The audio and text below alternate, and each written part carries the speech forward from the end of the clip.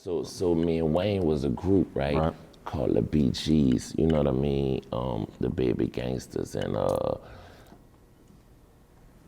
unfortunately, you know, his stepfather, you know, Rabbit, ended up passing away, I think in like 90, I think it was maybe like 96, 97 or whatever. But once we dropped the first B.G.z album, you know, Rabbit, you know, ended up, you know, wanting to establish his own label. So he ended up, you know, taking Wayne, you know, away from Cash Money, and had, you know, plans on putting his own money, you know, behind him. But unfortunately, you know, he had passed away, and Miss Sita, you know, let Wayne come back to the label. But you know, in that time span, like when, you know, he was taken away, you know, Baby was like, man, fuck it, you know, we just gonna take the Z off, and we gonna call you BG. Yeah. You know what I mean? So that's when I came with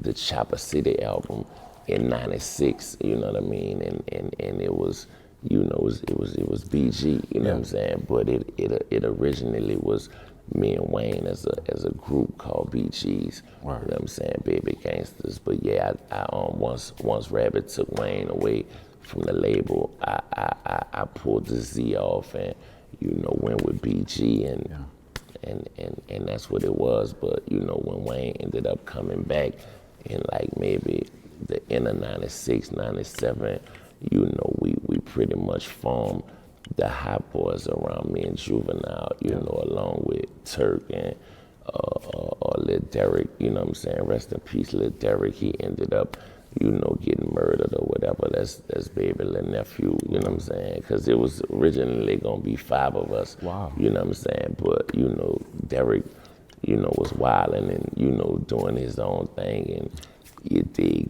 I mean, you know what I'm saying? Yeah.